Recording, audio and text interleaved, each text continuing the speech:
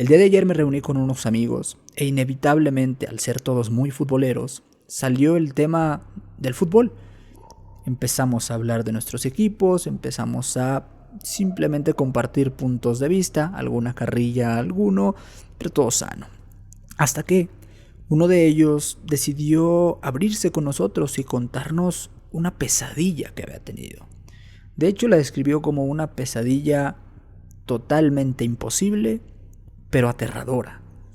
Con esa descripción, evidentemente te llama la atención y quieres que te lo cuente. Así que abrimos todo, lo dejamos a él al centro. Cuéntanos por favor lo que sucedió. Así que simplemente yo les traslado lo que él me contó. Y de una vez les digo, hay muchas cosas que no encajan, hay muchas cosas imposibles y que son eso justamente, parte de una pesadilla, de algo irreal. Dice que había llegado a la final. Su equipo, el equipo de sus amores, había llegado a la final. Por fin se había instalado en una nueva final después de que ya habían perdido algunas, que en su sueño habían tenido mala suerte, en algunos penales, en alguna remontada. Habían tenido mala suerte y ya llevaban bastantes años sin poder levantar un título. Pero era el escenario ideal. ¿Por qué? Porque enfrentaban a su máximo rival. Al equipo que más odiaban era el equipo al que verían en la final. Y para todavía hacer un poquito mejor el inicio, habían ganado en la ida. No habían sido mejores. Quizá se podría decir que fueron superados, pero habían ganado. Por lo tanto, mucha parte de la afición, incluido él, decían: es la casta de campeón. Es esa suerte que se nos ha negado, ahora nos sonríe. Es ese no jugamos bien, pero aún así ganamos. Y eso es clave para los títulos. Pero también me dice que algo dentro de él sabía otra cosa, presentía otra cosa, tenía una sensación extraña, seguramente impulsada por lo que me había dicho. Venían de una malaria, venían de resultados muy fuertes para ellos como aficionados. Sentían que quizá ese haber jugado mal, si se daba de nuevo en la vuelta, que aparte la vuelta era en el estadio del rival, con la afición del rival, podía penalizarles bastante y podían volver a perder.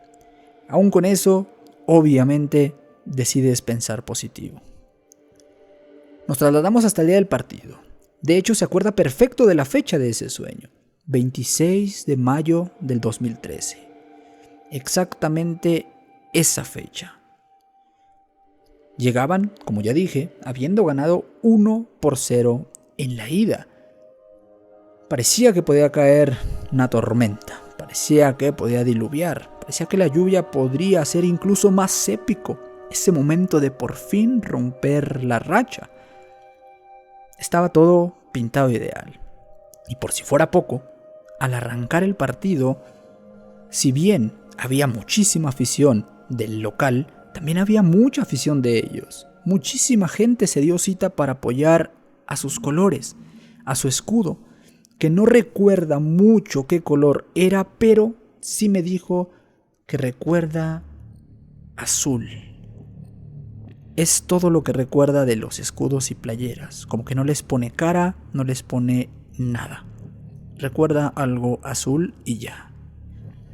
Arrancando el partido, la diosa de la suerte, como se le quiera llamar, le sonríe. En una jugada polémica, él dice: expulsan al contención del rival. Expulsan al 5, a ese eje defensivo que tenía el rival. En una jugada, como ya dije, polémica. Él dice: pudo haber sido, pudo no haber sido, hay argumentos para las dos cosas. Él me dice que en ese momento todos dijeron: a ellos ya les han ayudado mucho, ahora nos toca que nos ayuden a nosotros. Es que hasta esto no sale bien. Se va expulsado, el técnico interviene y hace un cambio. Y dice, esto es muy extraño, dice que mete a un jugador que había sido criticadísimo por toda la afición del rival, que incluso en redes sociales había un hashtag con el que le tundían con todo, con el que todo era culpa de él o algo así. es el jugador que entra. Sigue pintándolo de colores. Hasta ese momento no entendíamos la pesadilla. Y para todavía cerrar más el relato, bueno al menos, gol al minuto 20, expulsión al 14 y gol al minuto 20. 2-0 en el global. Un jugador menos del rival. Estaba hecho. Estaba todo hecho. Y acá, después de un breve silencio, toma aire, inhala y exhala, y comienza a seguir. Cuenta que algunas paradas buenas del portero rival, cuenta que el equipo siguió jugando bien, cuenta que también alguna del rival hubo pese a jugar con 10, pero que se resolvió de buena manera. Y llega a una parte donde ya empezamos a decir, eso se lo inventó. O sea, quiso darle más dramatismo a su historia y se lo inventó. Dice que en una jugada iban 2 jugadores de su equipo. Uno con el balón y el otro la típica de intentar cerrar la pinza. Cuenta que el jugador que llevaba el balón dispara y topa en el poste. Pero no se queda ahí. No es topa en el poste y se sale. No. Topa en el poste. El jugador que quería cerrar la pinza justamente intenta eso. Al topar en el poste, le rebota a él en la pierna y vuelve a topar en el poste y se sale. Insisto, ahí ya empezamos a decir, este vato está inventando cosas. Esas cosas no pasan en la realidad. Pero bueno, estaba buena la historia. Estábamos bastante metidos con ello, así que dejamos que continuara.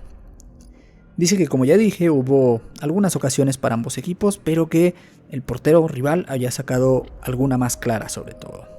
Todo estaba bien, se termina el primer tiempo, se empiezan a modificar cosas en lo largo del segundo tiempo, se empiezan a hacer cambios, sea de jugadores o tácticos, y que no había tantísima sensación de que fuera a suceder lo malo. De hecho, estaban bastante contentos y la afición del rival quizá ya estaba empezando a hacerse a la idea.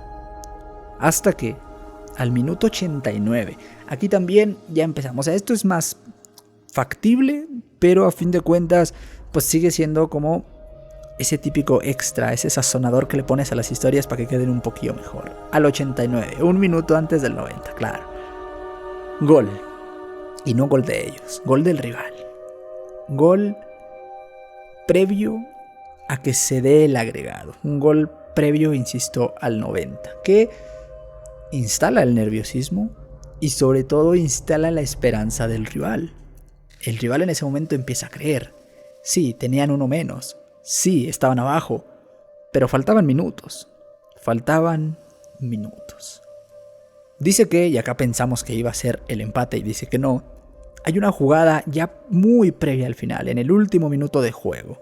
En un tiro de esquina le queda al delantero rival. Le queda la jugada ahí. Pero de manera milagrosa logran salvarla. Le queda como una especie de volea. El portero no la alcanza a rematar porque le interfieren. El portero obviamente ya se había sumado al ataque. Por eso digo que no alcanza a rematar. Pero el 9 sí le había quedado, pero le alcanzan a sacar. Y dice en ese momento, listo, somos campeones. Iban a tener una y la acaban de tener. Iban a tener una y acabamos de resolverla de la mejor manera para nosotros. Pero acá ya todos nos reímos, todos empezamos con el ya, carnal, o sea, deja de echar mentiras. A lo mejor sí soñaste algo feo, pero no es necesario que la ensalces tanto. No es necesario que le pongas tanto de tu cosecha. Porque cuenta que en un tiro de esquina posterior a eso, o sea, tras la salvada, se va a tiro de esquina y en ese tiro de esquina el portero se sigue quedando ahí, el portero del rival. Viene el centro y el portero del rival, ¿qué creen? Se remata. Y tras un desvío de uno de sus experimentados, de uno de los líderes, de uno de esos jugadores que se quiere tener en esos momentos, el balón se mete. Gol del portero. Gol del portero de tu máximo rival para empatarte una final en el último minuto. Como digo, ahí sí ya no fue un cotorreo, un ya cállate o un algo así, ya fue un ya. O sea, ya no hay chance, ya por favor, termina tu historia, pero ya todos sabemos que es inventada. Ya todos sabemos que no hay forma que esto pase en la realidad. Y él nos decía, sí, por eso es una pesadilla, pero así pasó. Se los estoy contando porque así pasó en mi pesadilla. Y le dijimos, bueno, termínala, a fin de cuentas, ¿no? Si ya estamos acá, termínala. Dale. Nos cuenta que hubo sobre todo una tajada impresionante de su portero.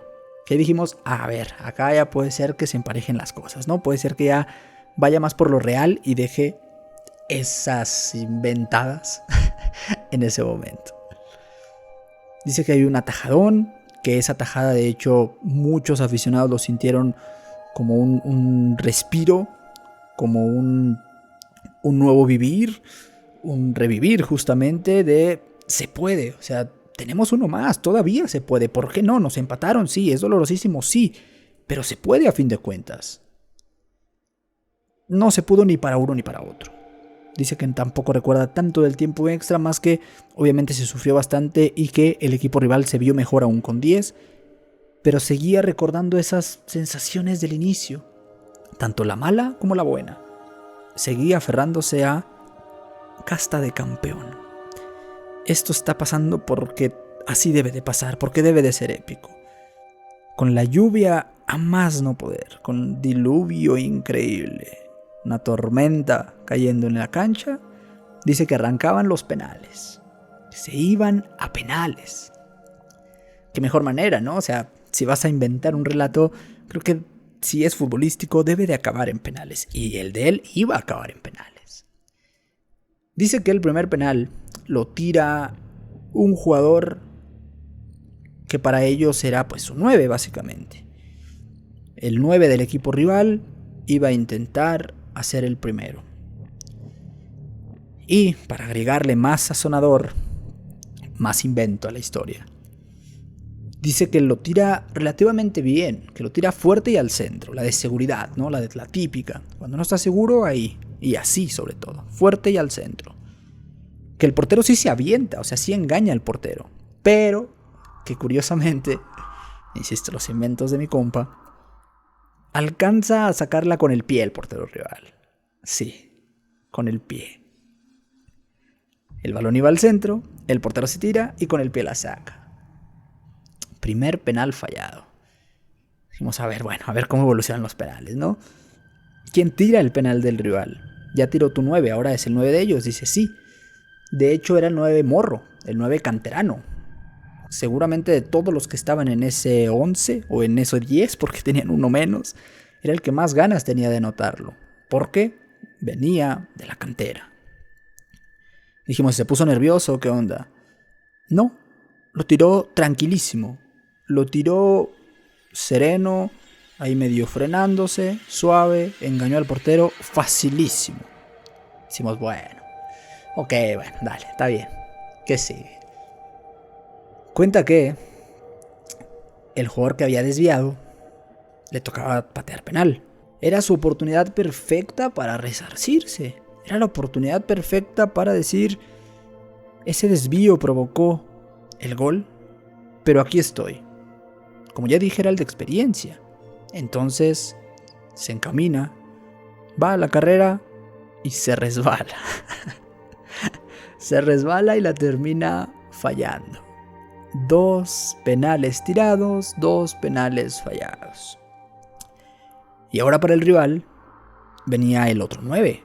Venía la estrella del equipo, el goleador.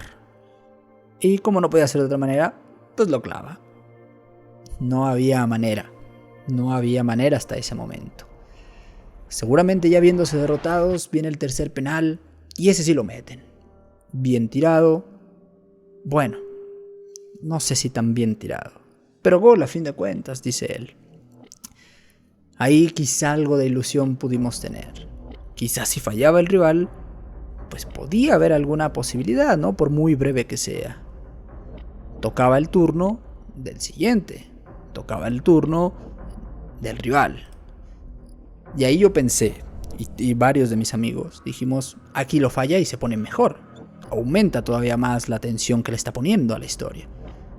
Dice, no, clavó un riflazo y listo. Fácil otra vez. El entrenador del rival convertido en Super Saiyajin, penal tras penal, gol tras gol. No sabe ni siquiera a cuál fase llegó. Ni siquiera había en AF tantas fases para lo que el DT rival se estaba convirtiendo.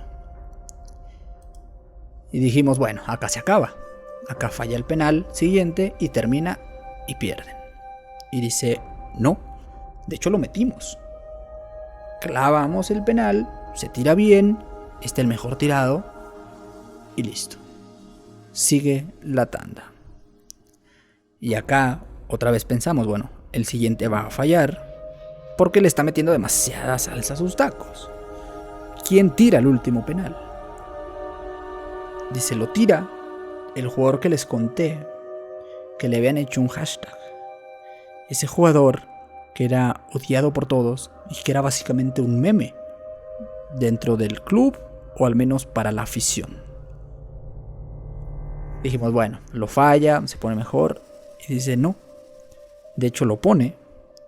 El jugador se resbala, pero aún con el resbalón entra. Ahí terminaba la final. Para hacer un breve resumen, era una final, un 26 de mayo del 2013, recuerda algo azul. Empieza la ida con un 1-0 y lo ganan. Empieza la vuelta con un 1-0 y con una expulsión para el rival. 2-0 en el global, el rival 1 menos. Y así se va. Algunas atajadas, algunas paradas, algunos cambios. Hasta el 89 les meten uno y al 93 el portero rival les clava otro. Esto es ilógico. O sea, ya analizándolo en frío es ilógico. No pasa eso en la vida real. Se van a los penales y en los penales el jugador más hateado en la historia hace el gol del título. El penal que le da el trofeo al máximo rival, al odiado rival. No sé ustedes qué opinen. No sé ustedes cómo lo vean, pero para mí, desde mi perspectiva, me parece una historia totalmente inventada y que sería totalmente imposible de que pasara en la realidad.